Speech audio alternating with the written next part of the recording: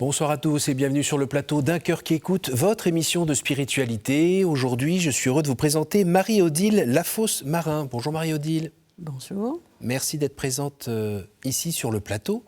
D'habitude, vous êtes plutôt dans votre atelier car vous aimez travailler la matière, exprimer à travers la matière ce que vous vivez et principalement, semble-t-il, sur le plan de la foi, de votre expérience spirituelle.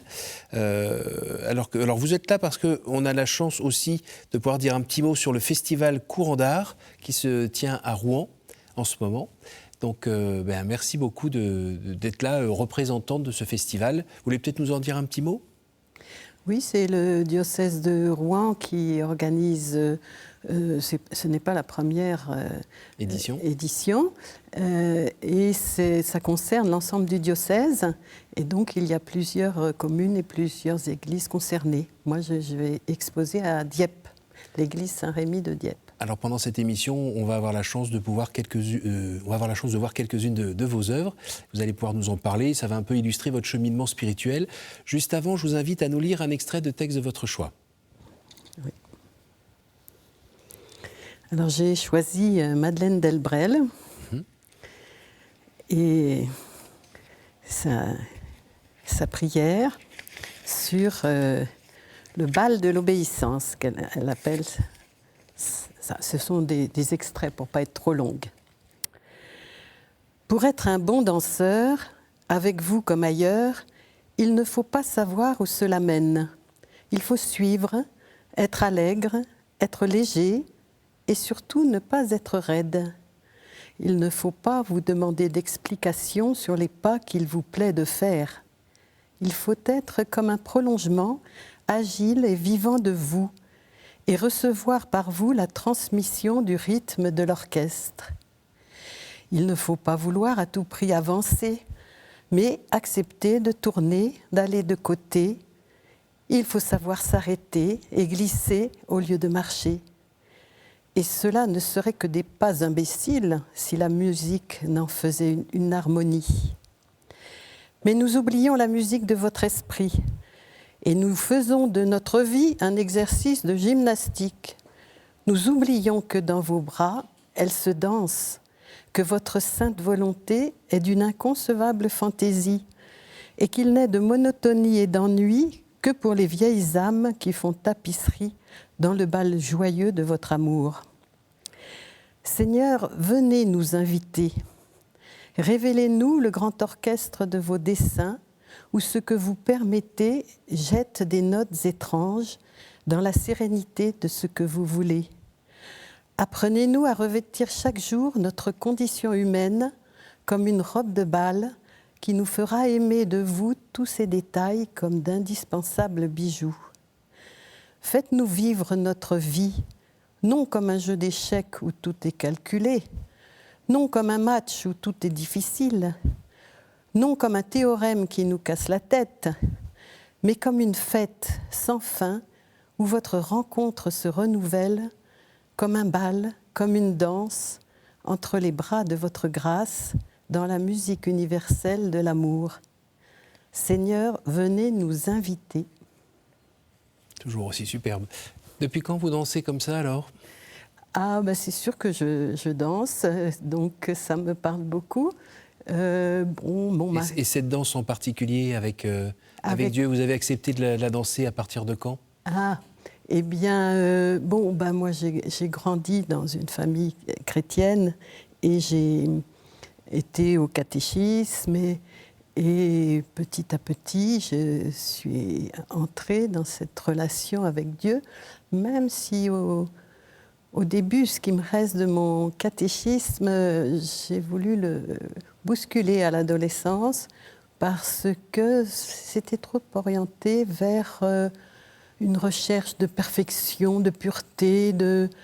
J'ai senti que c'était une sorte d'impasse. Et quand j'ai entendu ou lu ce que dit Thérèse de Lisieux, qui dit à l'escalier étroit de la perfection, je préfère l'ascenseur de l'amour de Dieu, je me suis dit, là, ça me parle, c'est ça, c'est pas l'autre chemin auquel auquel je crois, enfin qui correspond à ce que je crois de Dieu. Quel âge aviez-vous à peu près ?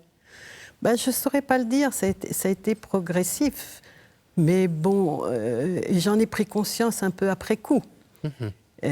Parce que je n'ai pas lu Thérèse de Lisieux tout de suite. Je l'ai lu au moment où elle a été reconnue comme docteur de l'Église. Voilà. Est-ce qu'il y a un moment dont vous vous souvenez dans votre vie on a envie de dire, de rencontre interpersonnelle avec le Christ ? Eh bien, ça n'a pas été un moment précis. C'était un cheminement, une découverte progressive qui s'est approfondie. Grâce à des rencontres aussi, que ce soit, je ne sais pas, des prêtres, des professeurs, des parents, une grand-mère ?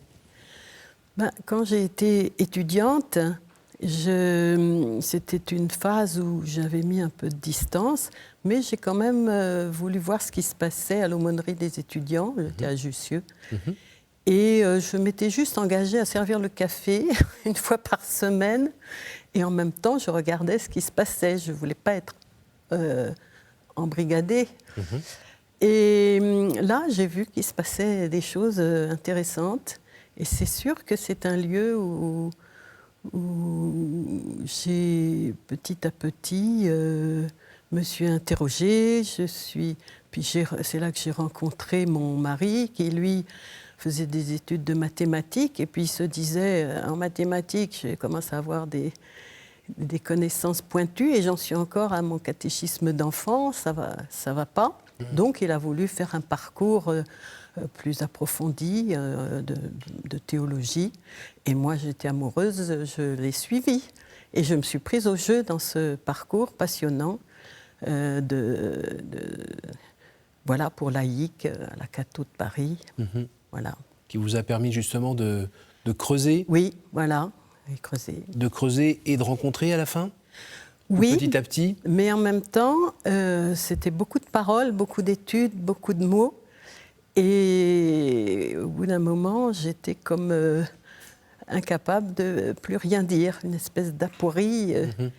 Et c'est finalement dans mes sculptures que je me suis exprimée, que j'ai pu témoigner de ma foi. Et alors, qu'est-ce qui vous a mis votre premier burin et votre premier marteau dans les mains ? Eh bien, j'avais toujours eu envie de faire de la sculpture quand j'aurai ma retraite. Heureusement que je n'ai pas attendu, parce que bon, j'ai une formation scientifique, pour moi la matière, ça me parle, etc. Donc je voulais faire parler la matière. Et c'est au moment de l'adolescence de mes enfants, qui est toujours un passage un peu difficile, on leur fait faire beaucoup de choses, et puis soit on s'oublie. Et puis j'ai eu une opportunité de rejoindre un petit atelier. Au début, c'était pour faire une crèche pour Noël, parce que j'en faisais régulièrement. Et là, je voulais faire un peu plus grand. Et puis après, j'ai dit, bon, j'ai fini, je m'en vais. Les autres m'ont dit, non, reste. Et ils m'ont dit, c'est bientôt Pâques, hein, fais-nous quelque chose pour Pâques. Moi, je ne voulais pas faire de crucifié, de ci, de ça. Mais le thème de Lecce Homo, que j'avais travaillé en l'an 2000, parce que on avait eu des ateliers de la foi en petits groupes, et ce thème m'avait beaucoup habité, parce que voici l'homme, quand Pilate dit voici l'homme, en présentant Jésus à la foule, qu'est-ce qui se dit de l'homme à ce moment-là, et qu'est-ce qui se dit de Dieu ? Et d'autant plus qu'il présente Jésus qui a été humilié, flagellé, couronné d'épines, malmené. Et donc, il présente à la fois le Fils de Dieu, qui est à la fois homme et Fils de Dieu. Alors qu'est-ce qui se dit à ce moment-là dans cette figure d'homme malmené ? Et L'œuvre qu'on voit en ce moment oui, à l'écran, c'est celle-là? voilà. Alors celle-là, c'est la première que j'ai faite. Et 10 ans après, comme j'ai changé de technique, je l'ai faite de façon beaucoup plus symbolique en plomb. Là, c'est quoi comme matière? C'est du plâtre. D'accord. Qu'est-ce que vous avez voulu exprimer?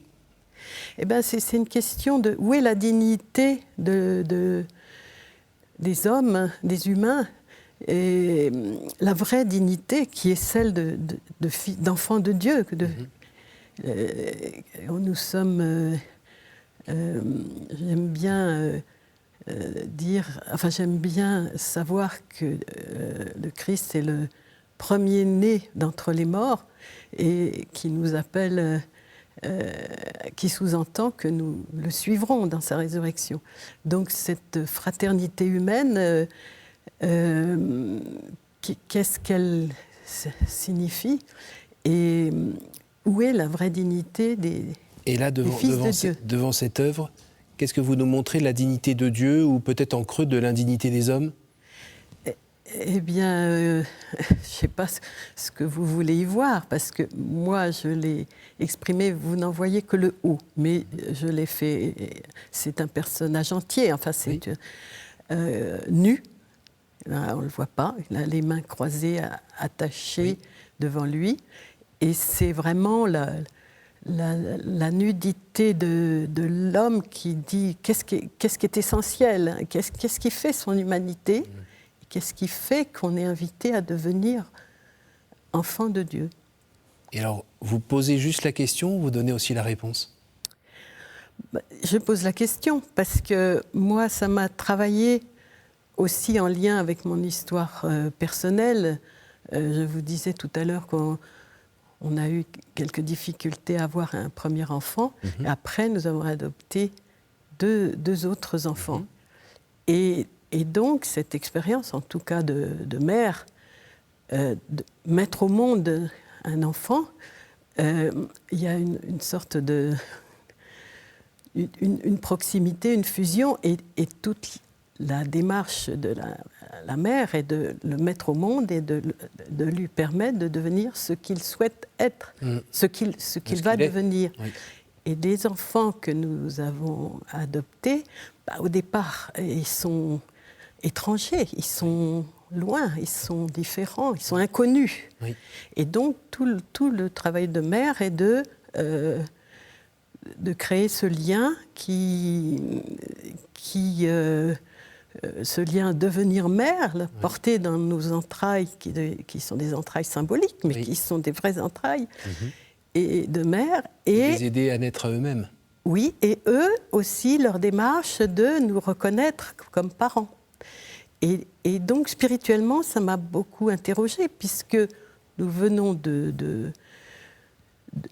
nous sommes mis au monde par Dieu, et notre chemin de chrétien, c'est de devenir, en le choisissant, dans notre liberté, fils et filles adoptifs de Dieu. Vos études à la Catho, dont vous parliez tout à l'heure, vous ont permis justement de creuser un peu plus la parole et justement aussi d'avoir une approche peut-être un peu différente, mais en tout cas quelque chose à dire sur la foi à travers votre art? Oui, ça m'a donné une liberté pour exprimer. Et j'ai prolongé en suivant le parcours de l'Institut de théologie des arts de la Catho, l'ISTA, qui est très passionnant. Et donc, je pense que ça m'a donné d'oser essayer de témoigner de ma foi à travers la matière. C'est important ? Oui. Pourquoi ? Parce qu'on a une religion de l'incarnation, que c'est pas un Dieu qui plane dans un ailleurs. Il est au creux de nous et il s'est fait homme. Donc ça rejoint les Tchéomos, ça rejoint... voilà. C'est très important pour moi qu'il habite la matière. D'ailleurs, c'est le deuxième mémoire-travail de théologie que j'ai fait. Ça s'est conclu par un mémoire que j'ai appelé « La matière habitée ». J'ai réfléchi à ce que les sculpteurs, d'autres sculpteurs, disent de leur travail, et ils parlent toujours de la matière, qui pour eux, même s'ils ne sont pas chrétiens, la matière est une matière en devenir, c'est une matière dont il parle avec beaucoup de mots importants. Enfin, et donc, qu'est-ce que c'est que cette matière dont parlent les sculpteurs? Qu'est-ce que c'est que cette matière qu'étudient les scientifiques? Parce que aujourd'hui, ce qu'on sait de la matière, c'est pas la même chose qu'il y a. Ne serait-ce qu'il y a 50 ans, on n'aurait pas parlé de matière devenant vivante. Or, maintenant, enfin, la matière était inerte et puis la vie, c'était autre chose. Maintenant, il y a une continuité, on perçoit cette continuité et puis tout le mystère de la matière qu'on connaît à peine. Bon. Alors, nous sommes des êtres humains, nous sommes, on va dire, coincés un peu dans l'espace, dans le temps. Quand on se confronte à la matière, il y a aussi les limites de la matière, mais il y a aussi nos propres limites.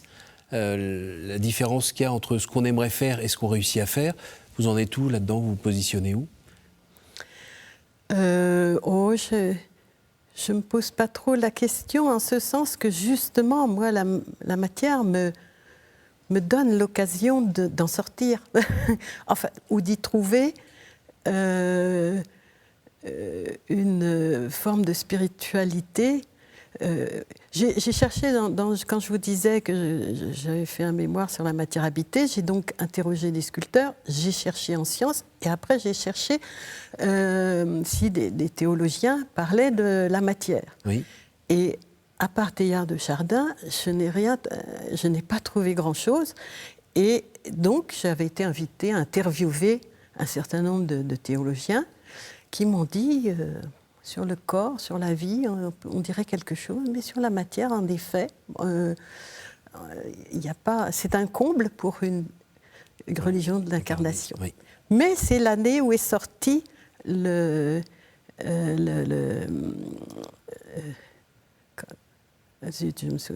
connais que ça, mais le pape François a sorti une.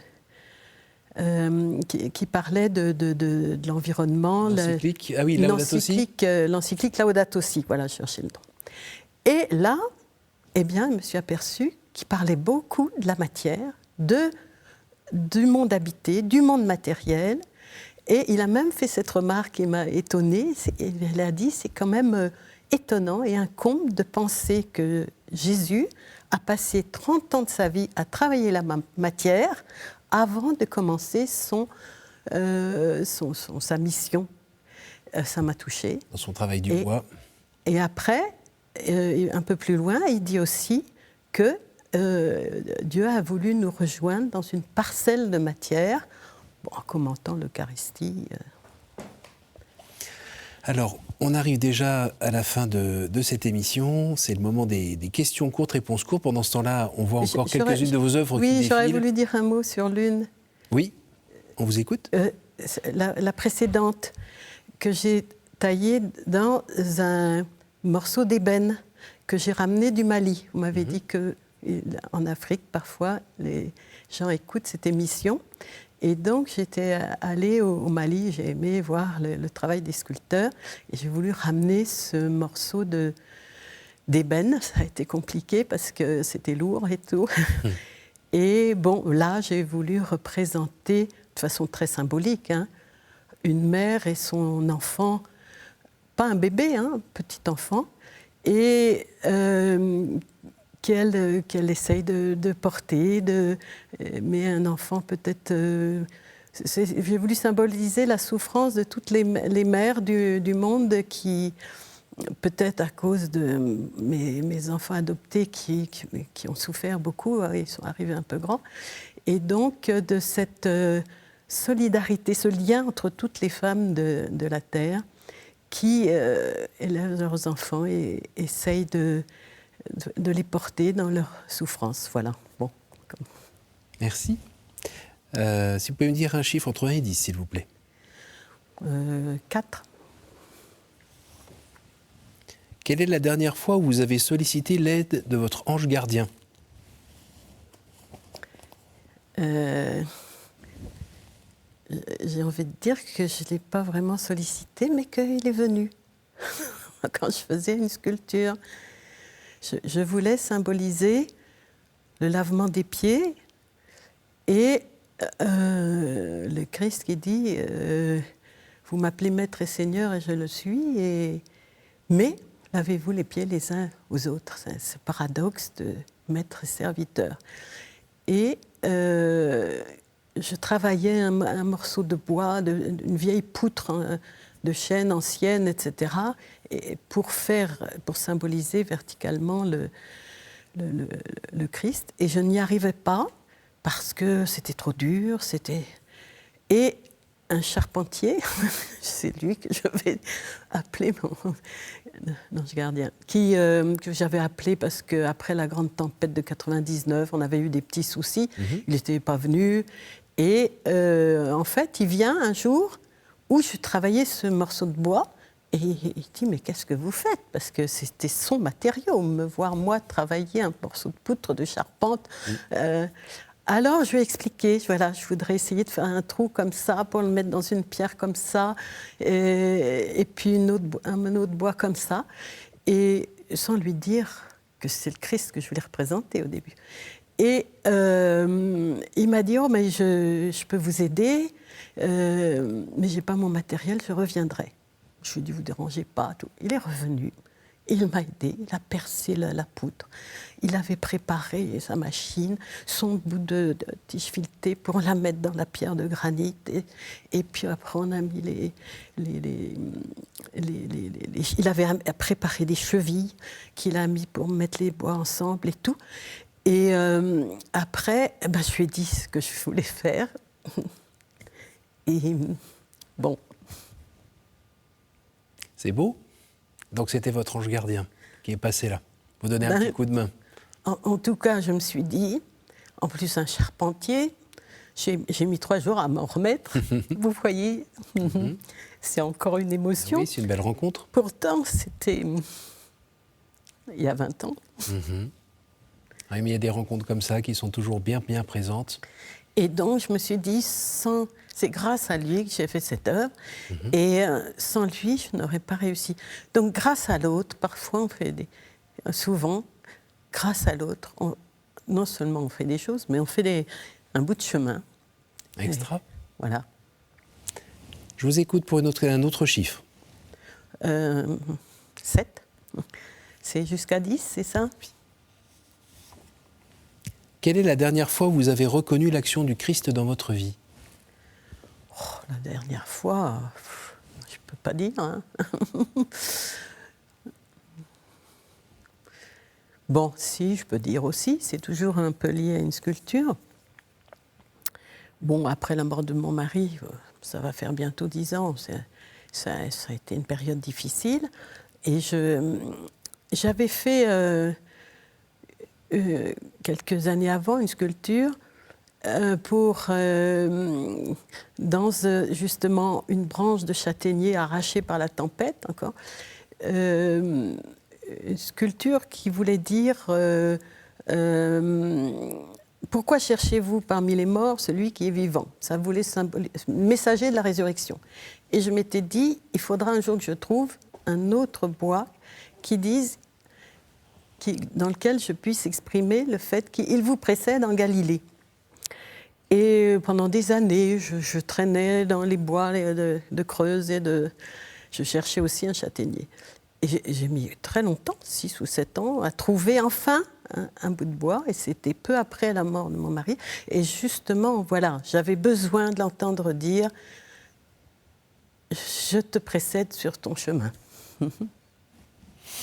Merci beaucoup, merci de nous partager cela, merci de nous ouvrir votre cœur et puis voilà. Merci à vous tous pour votre fidélité. Vous pouvez retrouver cette émission sur notre site www.ktotv.com. À la semaine prochaine.